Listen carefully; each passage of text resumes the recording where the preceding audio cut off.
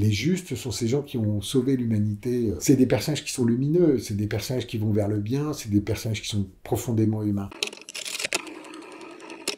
Bonjour, je suis Michel Hazanavicius et je suis là pour le film La plus précieuse des marchandises. Un pauvre bûcheron et une pauvre bûcheronne. Le froid, la faim, la misère leur rendaient la vie bien difficile.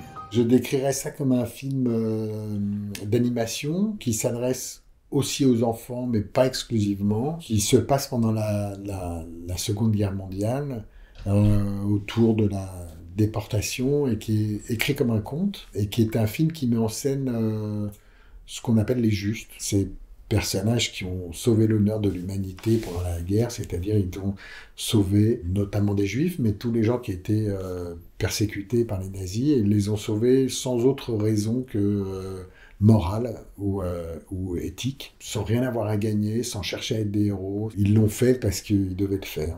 Et donc, en leur âme et conscience, j'entends. Et voilà, le film raconte l'histoire simple de deux personnes comme ça. Moi, venant d'une famille de juifs d'Europe de l'Est qui est passée à travers cette histoire, j'ai toujours été un peu en méfiance par rapport à tout ça, parce que j'ai toujours eu l'impression que les histoires qu'on me racontait, d'abord j'en ai eu beaucoup quand j'étais enfant, plus tard quand on m'a raconté à travers la fiction, à travers des documentaires, à travers des reportages, etc., j'ai toujours eu le sentiment que je savais ce que je devais ressentir, à penser qu'on sait un peu tout sur cette histoire, à ranger tout ça dans une petite boîte qu'on met à l'intérieur de nous, et puis et on n'ouvre pas trop cette boîte. Et puis quand j'ai lu cette histoire, eh bien justement, j'ai trouvé elle faisait pas partie de cette boîte, justement, elle était ailleurs. C'était une autre manière de raconter, c'était une autre manière d'aborder, c'était tout à fait inattendu pour moi. Voilà, donc je pense que c'est aussi ça qui m'a peut-être poussé à faire ce film.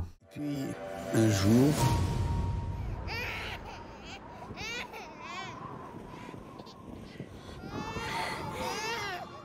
je crois qu'il y avait vraiment l'idée de se dire qu'on s'adressait aussi à des enfants. Et le fait de se dire qu'on s'adresse aussi à des enfants, c'est une manière de... Il faut leur dire la vérité, il ne faut pas leur mentir, il ne faut pas leur faire croire que des camps d'extermination étaient autre chose que des camps d'extermination. Mais pour autant, on ne peut pas tout leur montrer, il faut évoquer, il faut suggérer, il faut leur proposer d'en savoir plus s'ils ont envie d'en savoir plus. Il y a des milliers de livres et de choses et de documentaires, etc., qui sont beaucoup plus précises que le film. Le film est une porte qui s'ouvre sur une histoire, mais cette porte, il y a une délicatesse et un tact qu'il faut trouver. Donc un des objectifs principaux, c'était de trouver cette bonne distance par rapport aux choses.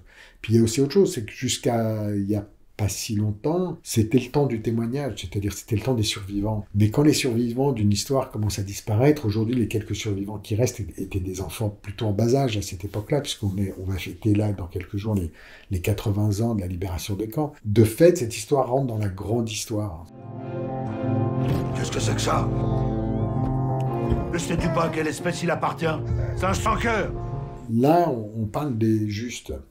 Et les justes sont ces gens qui ont sauvé l'humanité. C'est des personnages qui sont lumineux, c'est des personnages qui vont vers le bien, c'est des personnages qui sont profondément humains. Et quand on est dans l'univers du conte, les personnages n'ont pas de nom. Le mot juif ou le mot Auschwitz ne sont jamais prononcés. Et en fait, le fait que les personnages n'ont pas de nom et qu'on situe à peine en termes de période et de lieu, ça donne à toute l'histoire un niveau universel, si vous voulez. C'est pas une histoire de juifs ou d'allemands ou d'européens, c'est une histoire de l'humanité. Et donc, quand vous avez une histoire comme ça qui se passe à ce niveau-là, écrite comme un conte, les personnages deviennent des archétypes, des parts de chacun d'entre nous. On est un peu de chacun des personnages, parce que ça parle de l'âme humaine.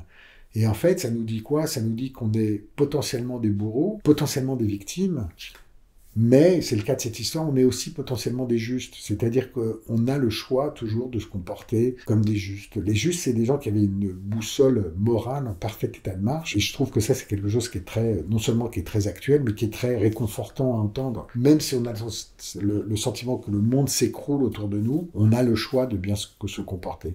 C'est ce que les personnages apprennent. Et donc, c'est l'expérience que fait le spectateur en écoutant cette histoire.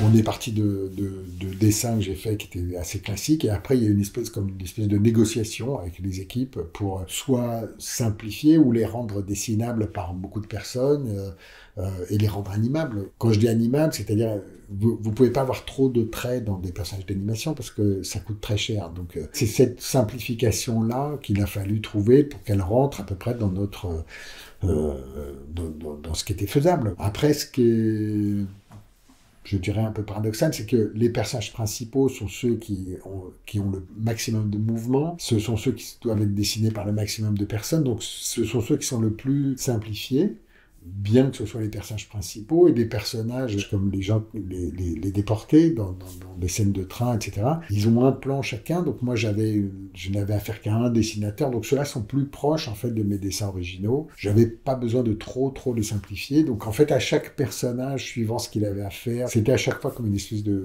petite négo entre le dessin original et ce qu'on était capable de produire.